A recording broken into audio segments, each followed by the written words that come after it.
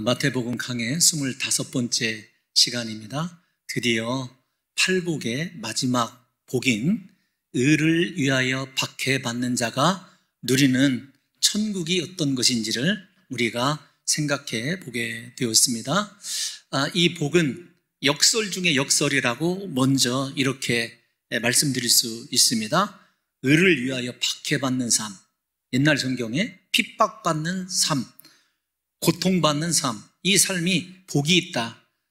우리가 일반적으로 생각해 보면 도저히 납득할 만한 말씀은 아니죠. 또 머리로 이해를 한다 할지라도 과연 박해받고 고통받는 그 삶을 우리가 수용할 수 있을까라고 하는 상당히 어려움이 우리에게 놓여져 있는 그런 복이라고 말씀드릴 수 있습니다.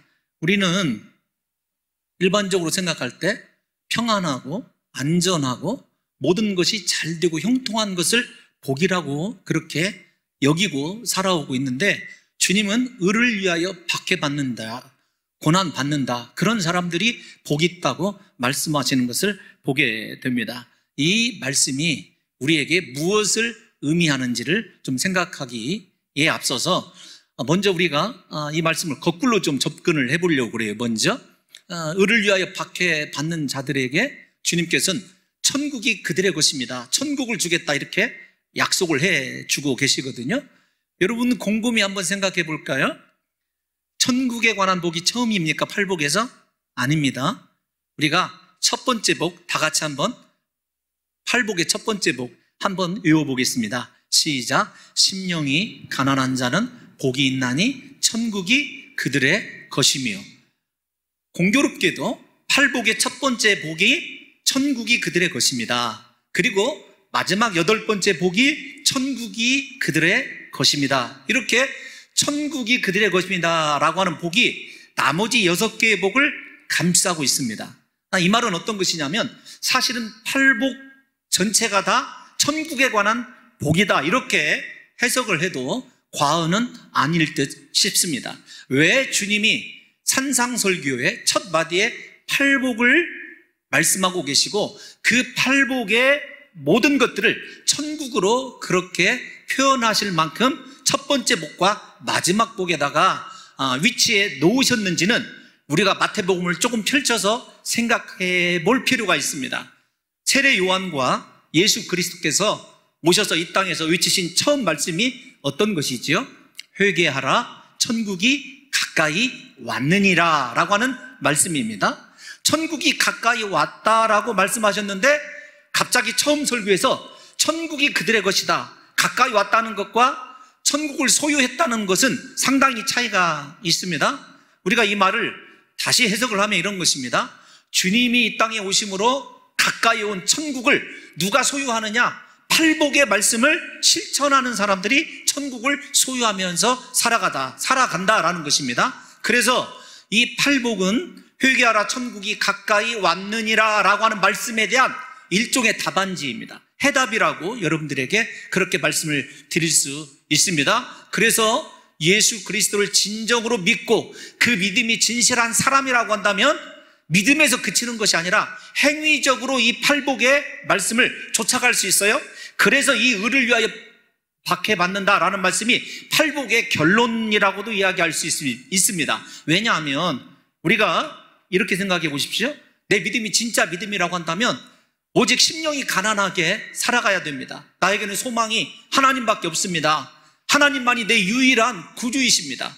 우리가 죄 때문에 애통하는 삶을 살아야 됩니다. 그래야 하나님의 위로를 받을 것 아니겠습니까? 뿐만 아닙니다. 애통한 심령을 가지고 비록 아직 길들여져 있지 않고 다듬어져 있지 않은 인생이지만 나를 절제하면서 하나님께서 마음껏 쓰시도록 내 인생을 하나님께 올려드리는 것, 그것이 온유한 자 아닙니까? 그 온유한 자들에게 하나님께서 땅을 기업으로 주실 것이다, 땅의 모든 것을 하나님께서 더해 주실 것이다, 이렇게 말씀하셨거든요.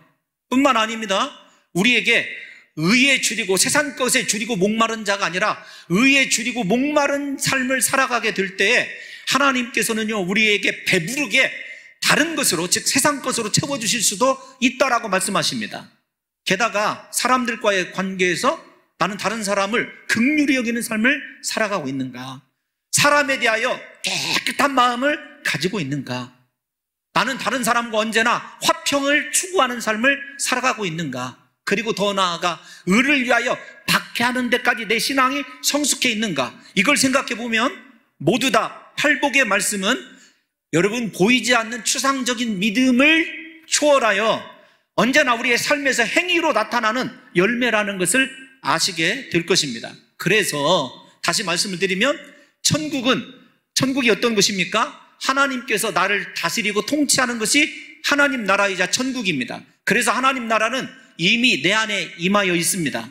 그리고 그 하나님 나라는 예수 그리스도가 이 땅에 오실 때 완성될 것이에요. 그래서 천국은, 하나님 나라는 언제나 이미와 아직 사이에 긴장관계에 놓여져 있는 것입니다. 우리에게 이미 예수 그리스도를 믿으면 하나님 나라가 우리 속에 임하여 있는 것이에요. 하나님 나라가 임하여 있다고 한다면 우리의 삶이 어떻게 해야 된다고요? 팔복에 있는 말씀을 실천하면서 살아가야 돼요. 그 속에서 하나님이 약속해놓은 복을 누릴 수 있기 때문에 그렇습니다. 오늘 이런 관점에서 우리 사랑하는 성도 여러분들과 제가 마지막 의를 위하여 박해받는 복이 어떤 것인지를 좀 생각해 보려고 합니다. 먼저 의를 위하여 박해를 받는다 그랬는데 의가 무엇일까요? 의가 어떤 것인지 정의하는 것이 중요하지 않겠습니까? 예수님께서 친절하게 의가 무엇인지를 우리에게 말씀해 주고 계십니다. 10절 다음에, 팔복의 마지막 절 다음에 나오는 해설서 11절을 한번 다 같이 읽어보도록 하겠습니다. 시작. 나로 말미암아 됐습니다. 의를 위하여 박해를 받는다라고 그랬을 때 주님이 11절에서 보충 설명해 주고 계신데 그 의가 무엇이냐면 바로 예수 그리스도예요. 그러니까 내가 지금 예수 그리스도를 위하여 살아가고 그리스도와 더불어 동행하다가 당하는 모든 환난과 핍박과 고통이 여러분 의를 위한 박해라고 이야기할 수 있습니다. 예수님 때문에 손해보고 희생하고 예수님 때문에 내가 억울한 일 당하고 예수님 때문에 말로 할 수 없는 모욕을 받을 때 그 삶이 성경에서는 뭐라고 얘기하냐면 복되도다 이렇게 얘기를 하고 있어요. 복의 관점이 다르다는 것을 다시 강조하고 싶습니다. 우리가 물질적으로 많은 것을 누리고 세상에서 권세를 얻는 것이 성경에서는 복이라고 얘기한 적이 없습니다. 복은 어떤 것이냐면 예수 그리스도를 닮아서 그분을 위하여 내 인생이 전적으로 드려지게 되고 그분을 쫓아가다가 당하는 고난과 환난이 있을 때 성경은 뭐라고 얘기하냐면 네가 복 있는 인생이다 이렇게 이야기하는 것입니다.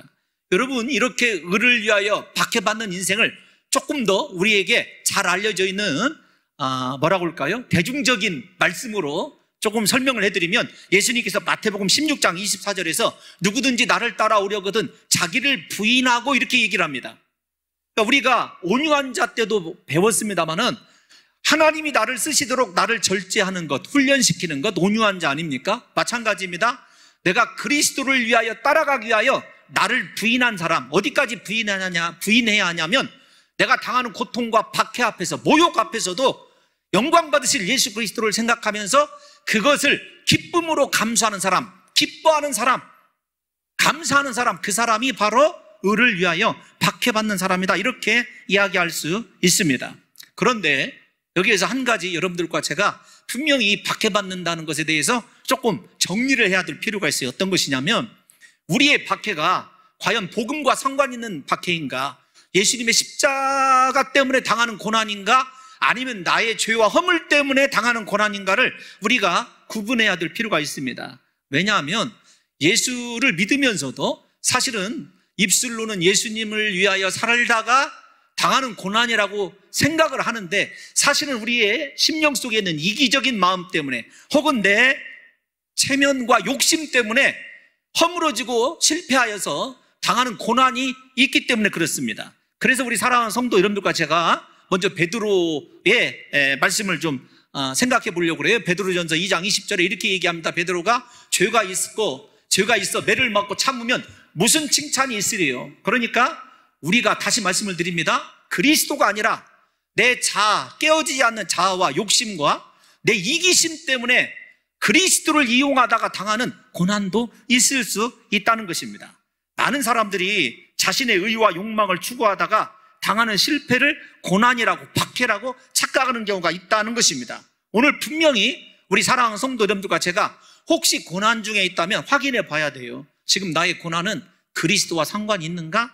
아니면 나의 거짓과 위선 때문에 내 안에서 일어나는 고통이고 박해인지를 분명히 생각해 봐야 한다는 것입니다. 저는 우리 사랑하는 성도 여러분들과 제가 혹시 고난 중에 있다고 한다면 그 고난이 그리스도로 말미암아 신앙생활 제대로 하려다가 말씀대로 살려다가 당하는 고난이고 핍박이고 물질적 손해라고 그렇게 확실하게 대답할 수 있는 진정한 예수 그리스도를 위하여 박해받는 자의 반열에 서게 되는 역사가 먼저 있으시기를 예수님의 이름으로 축원합니다. 또 하나 우리가 생각해야 될 것이 어떤 것이냐면 다른 7가지 복들과 다르게 우리가 방금 살펴본 대로 이 8번째 복에 대해서는 박해가 무엇인지를 우리에게 구체적으로 설명해 주고 있어요. 그것이 11절 말씀입니다. 다시 본문 11절 말씀을 우리 사랑하는 성도 여러분들이 한번 읽어주셨으면 감사하겠습니다. 시작.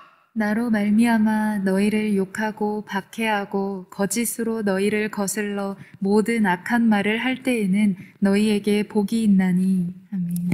2가지입니다. 하나는 인격적인 모독이에요. 말과 욕이 우리를 인격적으로 모독하는 것 아니겠습니까? 박해는 조금 이따 더 다시 설명을 해드리지만 육체적인 고통입니다. 우리 사랑하는 성도 여러분들이 예수 그리스도 때문에 육체적으로 고난당하고 인격적으로 모독당하는 것을 주님은 무엇이라고 얘기하냐면 복이 있다 이렇게 말씀하셔요. 그러므로 만약에 내가 지금 예수 그리스도를 위하여 고난 중에 있는 성도가 아니라고 한다면 조금 더 비틀어서 말씀을 드리면 이렇게 말씀드릴 수 있습니다. 어떤 거냐면 예수님을 적당히 믿고 내 방식대로 안일하게 살아가면서 지금 하고 있는 일이 그런 대로 잘 되기 때문에 그것에 안주하고 있다면 우리의 신앙이 정말로 팔복에 해당되는지를 좁혀서 얘기하면 의를 위하여 박해받고 있는 자의 반열에 내가 예수님이 복 있다라고 선언하는 자의 반열에 서 있는지를 다시 한번 고민해 봐야 되는 시간이 된 것이죠. 그래서 만약에 혹시 우리 사랑하는 성도 여러분들이 대충 신앙생활을 하고 있는 성도라고 한다면 이 말씀이 상당히 여러분들을 거북하게 할 수도 있다는 것입니다. 앞에서 제가 잠깐 언급한 대로 여기 박해하다라고 하는 단어는요, 헬라어로 보면 디오코라고 하는 단어입니다. 어떤 거냐면 사냥개가 사냥감을 지속적으로 놓치지 않고 끝까지 추적하는 것, 그거예요. 그러니까 이 박해가 이류적인 단순한 단회적인 그런 박해가 아니라는 것입니다. 어떤 것이냐면 계속해서 내가 항복할 때까지 우리를 물리적으로 인격적으로 괴롭히는 것이라는 것을 먼저 이해하시면 이게 상당히 심각한 박해구나 라고 하는 박해의 정도에 대해서 우리 사랑하는 성도들이 일단 이해를 하셨으면 좋겠습니다. 그런데 여러분, 이렇게 이 8번째 복 가운데서 제가 말씀드린 대로 이 박해가 물리적이고 외적이고 육적인 그런 박해라는 것을 여러분들이 눈여겨보셔야 됩니다. 그러니까 예수를 믿으면서 인격적으로도 그리고 실제적으로 내가 육체적으로도 수많은 아픔을 겪을 수 있다는 것이에요. 우리가 예수 그리스도의 제자로 살아가기 위하여서는 진정한 팔복을 소유한 사람이라고 한다면 내 신앙의 정도가 어느 정도까지 이르러야 되냐면 이렇게 예수 그리스도를 위하여라고 하는 삶이 내 인생의 목적이어야 됩니다. 여러분 지금 왜 살고 있는지를 생각해 보세요. 여러분의 인생의 목적이 무엇입니까? 그리스도를 위하여입니까? 그래서 그리스도를 위하여라고 한다면 우리의 삶의 어떤 고난도 내가 기쁨으로 감당할 수 있다라고 하는 정도의 신앙을, 천국을 소유한 자의 신앙이라고 주님이 우리에게 말씀하고 계신 거예요. 그러니까 하나님의 말씀, 천국을 소유하면서 이 땅에서 하나님의 다스림을 받아 살아가는 신앙이요, 어쩌면 우리에게는 요원한 꿈일 수도 있다는 사실을 좀 생각해 보시면서, 비록 시골에 있는 교회지만 우리 사랑하는 성도들의 신앙의 수준이, 그리고 저의 신앙의 수준이 오늘 이렇게 예수 그리스도를 위하여 박해받는 것조차 기쁨으로 여기고 십자가의 길을 자원하여 선택하고 이 땅의 영광과 사람들로부터 존경받는 삶이 아니라 오직 그리스도의 제자로 만족할 수 있는 삶을 선택할 수 있는 귀한 믿음의 신앙이 한 단계 더 성숙하는 역사가 이 말씀을 통해서 일어나기를 예수님의 이름으로 축원합니다. 먼저 고난받는 이유에 대해서 좀 생각을 해보려고 그래요. 우리가 고난을 왜 받느냐? 그러면 예수 그리스도를 따르는데 왜 박해를 받느냐? 근본적으로 예수 그리스도의 진정한 제자는 세상으로부터 박해받고 미움받을 수밖에 없습니다. 성경적으로 입증을 해볼까요? 요한복음 15장 19절에서 20절 말씀 다 같이 한번 읽어보겠습니다. 좀 깁니다만 읽어볼까요? 시작. 너희가 세상에 속하였으면 세상이 자기의 것을 사랑할 것이나 너희는 세상에 속한 자가 아니요 도리어 내가 너희를 세상에서 택하였기 때문에 세상이 너희를 미워하느니라. 아멘. 잠깐만요. 여러분 19절을 띄워놔 주시면 어떤 것이냐면 내가 세상에 속했다면 나는 세상의 것입니다. 저 말을 다른 말로 표현하면 그런 것입니다. 나는 세상에서 예수 그리스도께서 택하셨다, 빼내셨다 그런 말이거든요. 하나님의 것으로 하나님의 소유로 나를 빼내셨어요. 그래서 정말로 하나님이 나를 선택한 백성은 세상 사람들이 까닭없이 나를 미워하게 되어 있습니다. 직장에 나가서도 혹은 사업을 하면서 만나는 사람들이 이유 없이 나를 영적인 어떤 이 나름대로 이 채널이 다르기 때문인데 미워하기 마련이에요. 그런데 내가 예수를 믿는다고 하면서도 아직도 나를 세상의 사람들이 친근하게 여기고 나를 잘 찾는다. 저기에 있는 말씀처럼 나를 사랑한다고 한다. 세상에 속한 사람이라고 하는 것은 말씀을 전혀 모르는 사람들이죠. 제가 일부 때는 직접 말씀을 드렸어요. 세상에 세속을 즐기는 사람들이 나를 자꾸 불러내고 나를 찾아온다. 그 사람 점검해 봐야 됩니다. 두 가지로. 먼저는 내가 진정한 예수 그리스도의 제자인지 이게 하나가 해당될 수 있고요. 다른 한 사람은 특별한 믿음이 있어서 하나님께서 위대한 선교사 내지는 전도사로 선택한 사람일 거예요. 두 부류입니다. 여러분 생각해 보세요. 내가 예수 믿고 하나님의 제자로 살아가는데 아직도 세상 사람들이 나를 계속해서 불러내고 어떤 세속의 자리에 내가 많이 위치하고 있다. 그러면 두 가지라니까요. 제가 사실은 마지막 두 번째는 상처받지 말으라고 보험으로 하는 이야기입니다. 내가 세상 것이기 때문에 그래요. 세상 사람들이 나를 사랑하기 때문에 그렇습니다. 여러분 20절을 한번 마저 읽어볼까요? 20절에 뭐라고 얘기하는지 시작. 내가 너희에게 종이 주인보다 더 크지 못하다 한 말을 기억하라.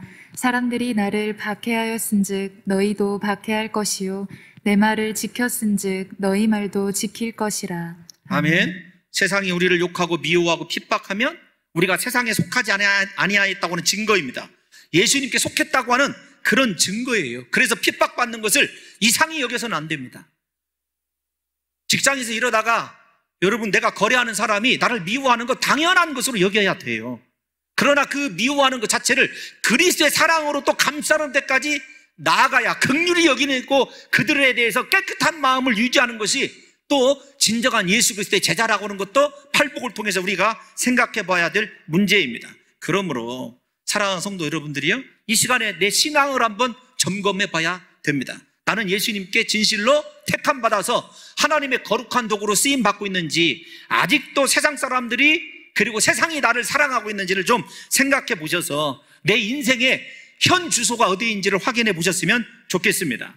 성경은요, 곳곳에서 진정한 그리스도인, 예수님의 제자로 살아가는 사람들에게는 고난이 당연하다 이렇게 얘기하고 있어요. 다른데 한 구절을 더 찾아보겠습니다. 우리 디모데후서 3장 12절 한번 읽어볼까요? 시작. 무릇 그리스도 예수 안에서 경건하게 살고자 하는 자는 박해를 받으리라. 아멘. 내가 예수 안에 있습니다. 그래서 정말로 세속계에서 살아가는 성도이지만 경건하게 살고자 하는 자는 박해를 받게 되어 있어요. 여러분, 저 말씀이 초대교인들에게는요 너무나 놀라운 말씀이기도 해요. 우리가 성경을 한번 가지고 저 말씀을 어떻게 적용하면서 살아갔는지 초대교인들을 한번 생각해 볼까요? 초대교인들은요 예수 그리스도의 제자로 살아가기 위해서 자신의 생명을 기꺼이 내놓았습니다. 우리가 초대교회사를 읽어보면 그 초대교회사 가운데에서 박해받았던 사람들이 가장 힘든 것이 어떤 것이냐면 예수를 믿는다고 하는 그것 때문에 자기가 보는 앞에서 자기 자녀들을 무참히 살해하는 것이에요. 그런 박해가 기록되어 있습니다. 한 일화 제가 여러분들에게 언젠가도 소개를 해드렸는데요, 그 어린 아이를 앞에서 로마 병사가 예수 그리스도를 포기하지 않는다고 살해하려고 할 때 그 부모가 그 아이의 눈을 가리면서 이렇게 아이를 설득하는 겁니다. 아이야, 잠시만 참아라. 잠시 후면 너에게 큰 빛이 임할 것이다. 여러분 생각해 보세요. 제가 육체적으로 본인이 고통당하고 박해당하는 것을 견딜 수 있을 것 같은데 내가 예수 믿는다는 이유 때문에 자식이 죽임을 당하고 자식이 무참히 살해된다고 한다면 여러분 그거 견딜 수 있겠습니까? 그런데 초대교회 성도들은 그것을 기꺼이 감수했다는 거예요. 왜요? 하늘을 바라보기 때문에, 예수 그리스도가 어떤 분이고 무엇이 복이 있는 인생인지를 알기 때문에 그렇습니다. 심지어는요, 예수를 믿기 때문에 시장에서 거래를 할 수가 없었어요. 먹을 것 구입할 수조차 없었습니다. 그래서 그들이 최후의, 여러분 피난처로 생각한 곳이 카타콤이란 말 많이 들어보셨죠? 로마나 나중에 여러분들이 터키를 여행하시면 지하 무덤입니다. 동굴 무덤이에요. 그 무덤에서 생활합니다. 그리스도를 믿기 위하여. 그런데 여러분 그 무덤에서 생활하는 사람들의 80%가 나중에 얼마 되지 않아 빛을 못 보기 때문에 맹인이 됩니다. 그리고 우리가 잘 아는 대로 습한 동굴에서 살아가기 때문에 대부분이 다 나병에 걸려 죽게 됩니다. 그 죽음을 알면서도 지하 무덤 동굴로 내려가면서 인생에 정말로 이제 마지막 무덤에 들어간다는 것을 알면서도 신앙의 자유 때문에 그리스도 예수의 제자로서 살아가야 된다고 하는 그 신앙의 결단 때문에 그들이 기꺼이 내가 맹인이 되고 내가 나병 환자 되는 것을요 수용하고 기쁨으로 인정했다라는 거예요. 여러분 오늘 한번 우리와 생각을 해볼까요? 우리는 얼마나 예수 믿기 편한 시대에 살아가고 있는지를 생각해 보십시오. 제가 생각할 때 어쩌면 저와 여러분들의 믿음이 진짜인지 아닌지도 잘 알 수가 없어요. 왜냐하면 고난을 겪어봐야, 이런 환난과 박해를 겪어봐야 정말로 우리의 신앙 고백이 진짜이고 내 기도가 진실한 것인지를 확인할 수 있는 것 아니겠습니까? 그렇지 않으면요, 초대교회사를 읽어보면 이 로마 병정 앞에서 끌려가가지고 콜로세움에서 우리가 잘 아는 대로 짐승들과 싸우다가 짐승의 밥이 되어서 갈기갈기 찢겨지는 죽음을 당합니다. 그러한 고통 가운데서도 그들은 예수님을 위하여 순교하는 것을 영광이고 진정한 믿음의 승리라고 생각했다는 거예요. 그런데 여러분 우리는 조그마한 이득 앞에서도 그리스도 예수를 부인할 때가 있습니다. 심지어는 여러분 우리 스스로의 체면 때문에 예수 그리스도를 믿는 자라고 인정하지 않는 경우도 허다해요. 이 초대교회사를 읽어보면서 로마 시대에 초대교인들이 로마의 박해 아래에서 가장 견디기 어려운 박해가 두 가지가 있었어요. 하나는 유혹입니다. 박해라고 해서 죄송하지만 유혹이 가장 그들이 견디기 힘든 유혹이었어요. 어떤 것이냐면 로마 법에 따라서 로마 식민지 아래에서 살아가는 사람이 1년에 한 번씩 시저가 나의 주님이다라는 것을 고백했어야 됐어요. 그 고백하면 증표를 하나 줍니다. 그 증표를 무엇이라고 하냐면 리벨루스라고 하는 거예요. 일종의 확인서입니다. 한 번만, 1년에 한 번만 예수 그리스도가 나의 주님이 아니라 시저가 나의 주님이다, 가이사가 나의 주님이다 이렇게 고백하면은요 리벨루스를 줘요. 그 리벨루스를 받으면 그 다음부터는 어떤 신을 섬겨도 자유롭습니다.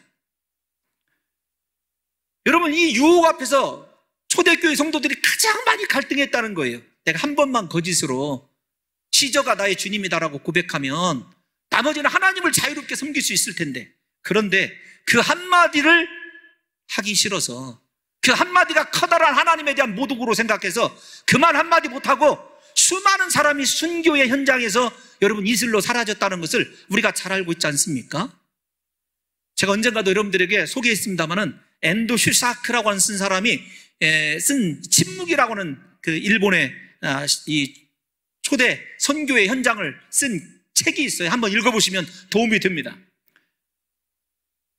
예수 그리스도를 믿는 교인들에게 그리스도의 성화를 놓고 발로 밟고 지나가면 용서해 준다는 거예요. 그러면 살려준다는 것입니다. 그렇지 않으면 바닷가에 밀물이 들어오는 기둥에다 세워놓고요 여러분 익사하게 만드는 거죠.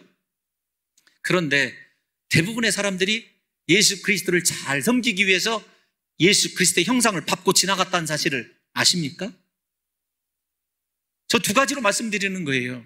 여러분 우리가 이 고난 앞에서 내가 진정한 예수님의 제자를 고난을 통해서 입증할 뿐만 아니라 하나님은 그렇게 그리스도를 위하여 박해받는 자들을 복이 있다 이렇게 말씀하시는 것입니다. 또 하나 초대교회 성도들이 가장 견디기 어려운 박해는 어떤 것인 줄 아십니까? 바로 예수 믿는 사람들에게 당하는 고난이었습니다. 갈라디아서 4장 29절을 한번 읽어볼까요? 시작. 그러나 그때 육체를 따라 난 자가 성령을 따라 난 자를 박해한 것 같이 이제도 그러하도다. 아멘. 원수가 같은 공동체 안에 있는 거예요. 나를 핍박하는 원수가 예수를 믿는다고는 이름은 같는데 같은 가족 안에 있는 것입니다. 이거보다 힘든 것이 어디가 있겠느냐고요. 여러분, 부부가 신앙에 같은 가치관을 갖고 예수 믿는 거요, 그거 얼마나 큰 복인지 몰라요? 우리 봉동 중학교에 온 성도들이 선교와 나눔의 기치 아래서 말씀과 기도로 훈련받는 것이, 그래서 하나 되는 것이 얼마나 큰 축복인지를 알아야 돼요. 왜 고린도 교회, 갈라디아 교회뿐만 아니라 초대교회가 흔적도 없이 사라진 줄 아십니까? 바로 육체를 따라 난, 즉 성령을 체험하지 못하고 성령으로 거듭나지 못한 사람들이 교권을 장악하고 성령으로 거듭난 사람들을 박해했기 때문이라는 사실을 여러분 분명히 아셔야 됩니다. 여러분, 오늘날 우리 주변에서 몇십 년 동안 이런 표현이 적절하진 않지만 소란을 피우고 힘든 교회들 보십시오. 성령으로 거듭난 사람들이 아니라 육체를 따라 살아가는 사람들이 성령을 따라 살아가는 사람들을 박해하기 때문이라는 사실을 우리가 쉽게 접근할 수 있는 것 아니겠습니까? 오늘 본문에 예수님이 우리에게 주신 말씀을 생각해 보십시오. 11절 마지막을 한번 띄워놔 주실래요? 12절 마지막 줄을 한번 띄워놔 주세요.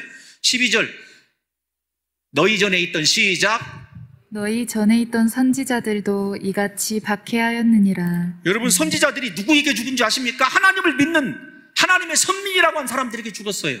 예수 그리스도가 어떻게 십자가에 처형을 당하셨죠? 바로 하나님께 예배를 드리는 거룩한 대제사장에게 사형 선고를 받고 십자가에 못 박혀 죽으신 것 아닙니까? 초대교인들이 견딜 수 없었던 것이 어떤 것이냐면 바로 이런 쉬운 유혹과 공동체 내에 박혀있습니다. 저는 우리 교회가, 우리 사랑하는 성도들의 가정이요, 언제나 주님의 은혜 안에서 모두가 다 제자 되어서 팔복을 누릴 만한 믿음의 사람들이 되어서 의를 위하여 박해받을 정도의 성령으로 거듭난 사람들 존재함으로 말미암아 우리에게는요, 이런 비극이 없었으면 좋겠어요. 초대교회 성도들이 이것 때문에 얼마나 고통을 당했는지를 잘 생각해 보십시오. 초대교회 때만 그랬겠습니까? 아닙니다. 우리가 잘 아는 대로 중세 때를 생각해 보십시다. 중세 때 우리가 잘 아는 캐톨릭 사제들만 성경을 읽을 수 있었어요. 왜냐하면 라틴어로 기록되어 있었기 때문에. 그래서 하나님을 알고자, 하나님 뜻대로 살고자 그 라틴어를 자신의 나라 말로 번역했던, 대표적으로 영어로 번역했던 여러분 윌리엄 틴데일 같은 사람들이 다 박해받고 죽었어요. 누구에게요? 하나님을 믿는 사제들에게요. 존 유클리프 같은 사람도 마찬가지입니다. 예수 그리스도를 믿는 자들을 박해하는 사람이 다른 사람들이 아니라 예수 믿는다고 하는 사람들이었어요. 그래서 우리에게 중요한 건 이런 것입니다. 정말로 하나님이 원하시는 거룩하고 건강한 공동체를 이루기 위하여 우리에게 성령을 따라 살아가는 사람, 나는 정말로 성령으로 거듭난 사람인지를 생각하셔야 돼요. 그러므로 교회 내에 거듭나지 못하고 성령을 체험하지 못한 사람들이 교회를 진짜 위기 속으로 몰아넣는 경우가 허다한 거예요. 그래서 성령으로 거듭난 목사가 필요한 것이고, 성령으로 거듭난 장로가 필요한 것이고, 성령으로 거듭난 권사, 안수집사가 필요한 것 아니겠습니까? 오늘 한국교회의 문제는 어떤 것이냐면 바로 이 말씀입니다. 성령으로 거듭난 사람들을, 성령으로 거듭나지 못한 사람들이 박해하고 위에서 여러분 불순종하는 것 때문에 교회가 위험에 빠지는 경우가 허다라는 것이에요. 주님은, 여러분 이제 이 고난에 대해서 조금 더 생각을 해보십시다. 우리에게 한 번도 너희가 고난을 면할 것이다, 너희 인생에 고난이 없겠다, 이런 약속을 하신 적이 없어요. 오히려 주님은 고난 가운데서 내가 너희와 함께 하신다는 약속을 해주셨을 뿐입니다. 이 두 가지를 성경적으로 찾아볼까요? 먼저 요한복음 16장 33절 확인해 볼까요? 시작. 이것을 너희에게 이르는 것은 너희로 내 안에서 평안을 누리게 하려 함이라.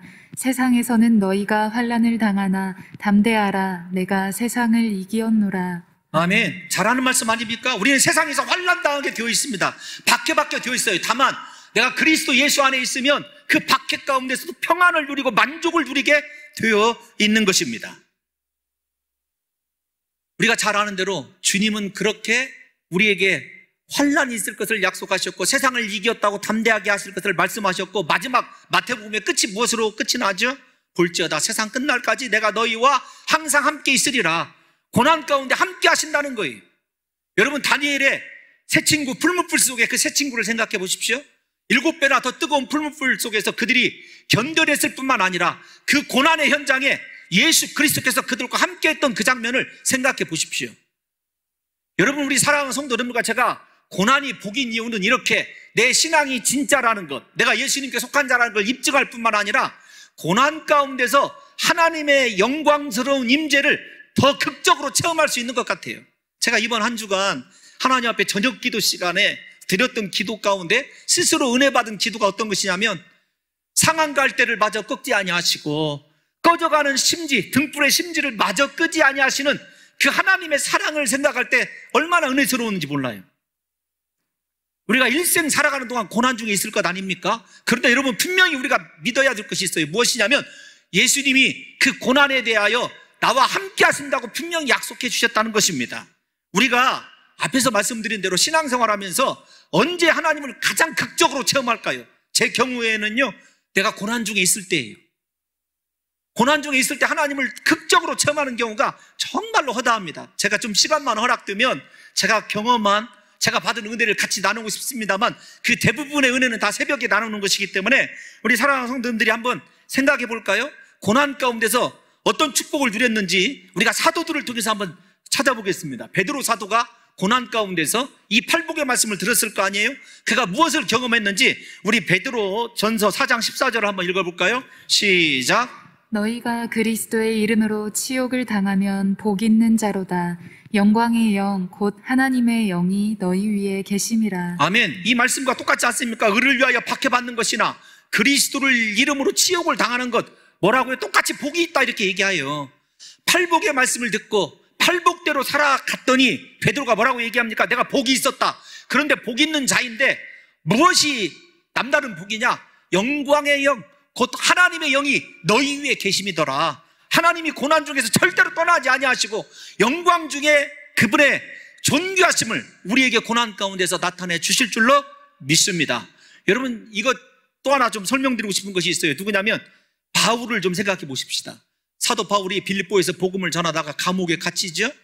심각하게 매를 받고 거의 죽을 지경이 되었는데 찬양하고 기도합니다. 바울과 실라가 그랬을 때 놀라운 주의 임재로 옥토의 문이 여러분 흔들리게 되고 옥문이 열리게 되고 착고가 풀리는 것 경험한 거 잘 알고 있지 않습니까? 뿐만 아닙니다. 사도 바울이 거의 죽은 것 같이 되어서 고린도후서 12장을 읽어보면 쓰레기 더미에 던져져요. 버려지게 됩니다. 그럴 때에 바울이 3000층 하늘 보좌를 바라보게 되고 하나님의 영광을 체험하게 되는 것을 우리가 분명히 성경을 통해서도 확인해 볼 수 있습니다. 그러므로 사랑하는 성도 여러분들이요, 고난 받고 있는 내가 지금 순수한 하나님의 영광을 체험할 뿐만 아니라 그 영광의 하나님이 나와 동행하시고 내 인생을 축복하실 때라고 하는 사실을 믿으셔서 고난 가운데서도 우리 사랑하는 성도들이 힘을 내시기를 예수님의 이름으로 축원합니다. 베드로 사도의 이야기로 한 번 더 고난에 대해서 우리가 누릴 영광과 함께 어떻게 설명하는지를 설명해 보려고 그래요. 베드로전서 4장 12절에서 13절 한번 읽어보겠습니다. 시작. 사랑하는 자들아, 너희를 연단하려고 오는 불시험을 이상한 일 당하는 것 같이 이상히 여기지 말고 오히려 너희가 그리스도의 고난에 참여하는 것으로 즐거워하라. 이는 그의 영광을 나타내실 때에 너희로 즐거워하고 기뻐하게 하려 함이라. 아멘. 고난이 고난으로 끝나지 않습니다. 우리가 지금 당하는 수모 실패가 그것으로 끝나지 아니하여 하나님의 영광스러운 임재뿐만 아니라 하나님과 함께 누릴 기쁨으로 끝난다는 사실을 믿으시고 어떤 고난 가운데서도 우리 사랑하는 성도들이 낙심하지 마시기를 예수님의 이름으로 축원합니다. 여러분, 그래서 본문 12절에 이렇게 얘기하고 있어요. 본문 12절에 우리가 무엇을 바라봐야 되는지 시작. 기뻐하고 즐거워하라. 하늘에서 너희의 상이 큼이라. 아멘. 우리가 기뻐하고 즐거워해야 된다는 거예요. 고난 가운데서 박해받을 때. 왜요? 하늘에서 상이 크기 때문에 그래요. 주님께서 그리스도를 잘 섬기면 이 땅에서 네가 잘 되리라, 형통하리라, 너 사업 대박나리라 그렇게 이야기하신 적 없어요. 언제나 주님은 하늘을 바라보게 하십니다. 적어도 산상수훈에서 그래요. 하늘에서 너희 상이 큼이라 이렇게 말씀하셨지, 현재적으로 하나님께서 얘기하신 것은, 약속하신 것은 적어도 산상설교에서 없다라는 것을 이해하셔야 됩니다. 그러므로 하늘에서 받게 될 하늘의 상을 확실히 믿는 믿음의 사람들은요, 기뻐하고 즐거워하는 거예요. 고난 앞에서 좌절하지 않습니다. 그토록 많은 고난을 받았던 사도 바울이 로마 감옥에서 고난당하면서 빌립보 교인들에게 강조했던 것이 무엇이죠? 대표적으로 빌립보서 4장 4절 읽어보면 주 안에서 항상 기뻐하라. 내가 다시 말하노니 기뻐하라. 빌립보서를 읽어보시기 바랍니다. 기뻐하라는 말씀이 얼마나 많은지, 고난 가운데 있는 성도들을요 오히려 기뻐하라고 말씀한 것을 보게 됩니다. 사랑하는 성도 여러분, 고난 가운데 있는 우리에게 예수님은 천국을 허락하셨습니다. 그리고 큰 상급을 예비해 놓으셨어요. 요한계시록을 읽어봐도 우리가 이 땅에서 수고하고 충성하는 것이 하늘의 큰 상급으로 이어지는 것을 확실히 볼 수 있지 않습니까? 우리가 잘 아는 계시록 2장 10절 말씀 한번 마지막만 읽어보겠습니다. 네가 죽도록 충성하라. 시작. 내가 죽도록 충성하라. 그리하면 내가 생명의 관을 내게 주리라. 아멘. 죄송합니다. 한 번 더 읽을게요. 가운데 너희가 10일 동안. 시작. 너희가 10일 동안 환난을 받으리라. 아멘. 환난을 받는데요. 그런데 어떻게 하라고요? 죽도록 충성하라고. 이것이 우리를 향한 주님의 말씀입니다. 충성한 결과가 무엇이냐? 그리하면 네가 생명의 면류관을 받는다는 거예요. 제가 여러분 마지막으로 사도 바울의 예를 한 번 더 드려볼까요? 사도 바울이 그렇게 수많은 고난을 받습니다. 40에 하나 가면 태장을요 3번 맞습니다. 강의 위험, 돌에 맞아 죽을 위험을 2번이나 경험하게 됩니다. 수많은 고난 속에서도 그가 하나님이 맡겨주신 사명을 잘 감당할 수 있었던 이유가 무엇 때문인 줄 아십니까? 우리 다 같이 디모데후서 4장 7절에서 8절을 한번 읽어볼까요? 시작. 나는 선한 싸움을 싸우고 나의 달려갈 길을 마치고 믿음을 지켰으니 이제 후로는 나를 위하여 의의 면류관이 예비되었으므로 주 곧 의로우신 재판장이 그날에 내게 주실 것이며 내게만 아니라 주의 나타나심을 사모하는 모든 자에게도니라. 아멘. 아멘. 사랑하는 성도 여러분, 사도 바울이 바라본 것 무엇이었습니까? 이 땅에서 보상이요? 아닙니다. 하늘에서 받을 상, 면류관을 바라보면서 그렇게 수고하고 자신의 인생을 다 들여 헌신했던 것을 복음을 위해서라고 한다면 자신의 생명을 조금 더 귀한 것으로 여기지 아니하였던 그 삶을 살아낼 수 있었던 것 아니겠습니까? 사랑하는 성도 여러분들이요, 지금 우리가 당하는 그 고난이 장차 우리가 누리게 될 영광과는 비교할 수 없다는 것을 마지막으로 한 번 더 확인해 보도록 하겠습니다. 로마서 8장 17절에서 18절 말씀 읽어보도록 하겠습니다. 시작. 자녀이면 또한 상속자 곧 하나님의 상속자요 그리스도와 함께한 상속자니 우리가 그와 함께 영광을 받기 위하여 고난도 함께 받아야 할 것이니라.